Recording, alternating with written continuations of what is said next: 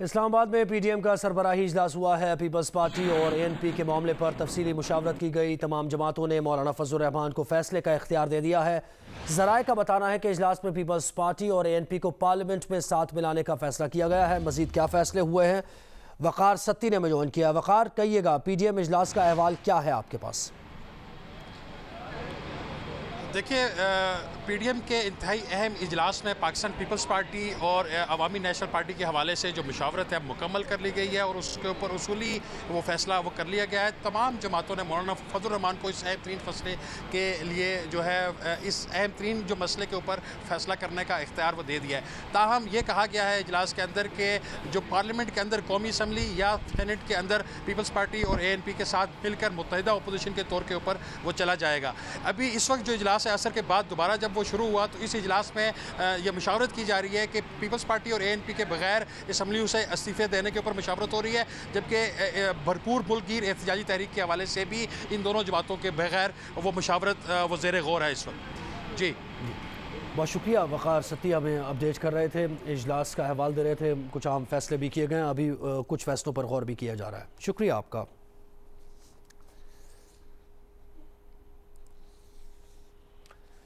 مشیر داخلہ شہزاد اکبر نے تحریک انصاف جہانگیر ترین گروپ کے ایم پی اے نذیر چوہان کے خلاف پرچہ کٹوا دیا۔ مقدمے کی درخواست میں کہا گیا ہے کہ نذیر چوہان نے ٹی وی پروگرام کے دوران ان پر بے بنیاد الزامات عائد کیے۔ الزامات سے ان کی زندگی کو خطرہ ہو سکتا ہے۔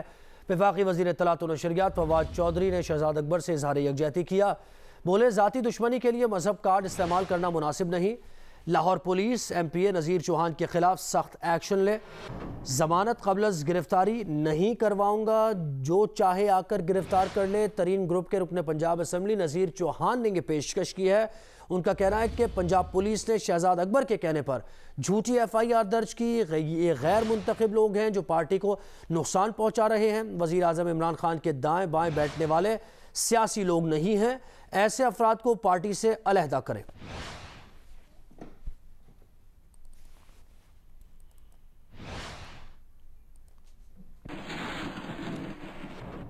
جہانگیر ترین گروپ کے رکن پنجاب اسمبلی نذیر چوہان نے مشیر داخلہ و احتساب شہزاد اکبر پر الزامات لگائے ہیں، جس پر شہزاد اکبر نے نذیر چوہان کے خلاف مقدمہ درج کرا دیا ہے۔ اسی معاملے پر بات کریں گے، تجزیہ کار ریما عمر نے جوائن کیا ہے۔ بہت شکریہ ریما، آپ نے وقت دیا۔ کہیے گا، روایت چل نکلی ہے کہ سیاسی مخالفین پر جو چاہے الزامات لگا دو، کیا آپ اس پر کہیں گی؟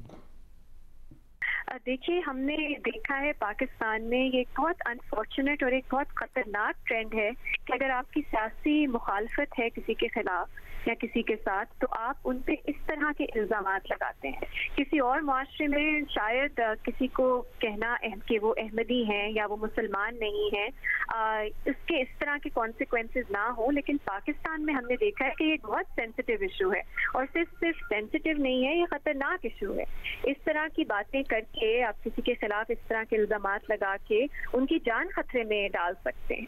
تو اگر آپ کے ایشوز ہیں شہزاد اکبر کے خلاف، ان کی کمپٹنس پہ یا ان کی جانبداری پہ یا وہ ان کی پرفارمنس پہ آپ وہ اعتراضات ضرور اٹھائیں، لیکن ان کے مذہب پہ کسی کا بات کرنا بالکل نہیں بنتا۔ یہ خطرناک بات ہے اور یہ بالکل نہیں ہونی چاہیے۔ ہماری سیاست سے ہمیں یہ ختم کرنا چاہیے ٹرینڈ۔ پی ایس ایل 6 میں شرکت کے لیے ساؤتھ افریقہ کے کھلاڑی کمرشل فلائٹ سے براستہ قطر دبئی پہنچ گئے ہیں۔ دوسری جانب 8 بھارتی براڈ کاسٹرز بھی متحدہ عرب امارات پہنچ گئے ہیں۔ اس سے متعلق بات کرنے کے لیے ہم نے رابطہ کیا ہے سینئر سپورٹس جرنلسٹ عبدالماجد بھٹی صاحب نے جوائن کیا ہے۔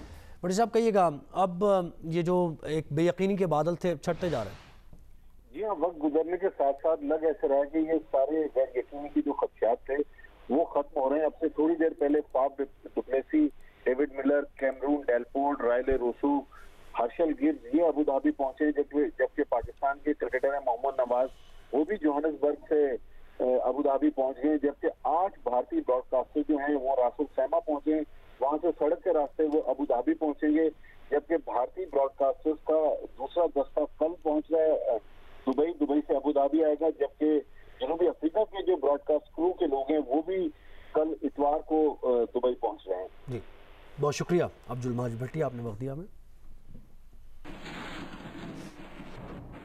وزیر خارجہ شاہ محمود قریشی کی بغداد میں عراقی وزیر اعظم مصطفیٰ الکاظمی سے ملاقات ہوئی ہے۔ دو طرفہ تعلقات اور دیگر اہم علاقائی اور عالمی امور پر تبادلہ خیال کیا گیا۔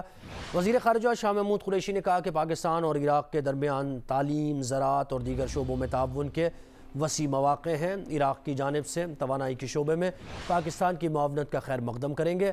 وزیر خارجہ نے مقبوضہ کشمیر میں بھارتی اقدامات سے علاقائی امن کو درپیش خطرات اور مسئلہ فلسطین پر پاکستان کی کاوشوں سے آگاہ کیا۔ اس کے ساتھ ساتھ وزیر خارجہ شاہ محمود قریشی کا یہ کہنا ہے کہ جنوبی ایشیا میں امن کے لیے مسئلہ کشمیر اور مشرق وسطیٰ میں امن کے لیے فلسطین کے تنازع کا حل ضروری ہے۔ بغداد میں عراقی ہم منصب سے ملاقات اور پریس کانفرنس میں گفتگو کرتے ہوئے انہوں نے کہا کہ پاکستان جنوبی ایشیا میں امن چاہتا ہے کیونکہ خطے کے عوام کو غربت سے نکالنے کے لیے یہ انتہائی ضروری ہے۔ افغانستان میں امن کے لیے امن عمل آگے بڑھنا چاہیے۔ ملاقات میں اقوام متحدہ اور اسلامی تعاون تنظیم جیسے عالمی فورمز پر دو طرفہ تعلقات کو مزید مستحکم بنانے پر بھی اتفاق کیا گیا۔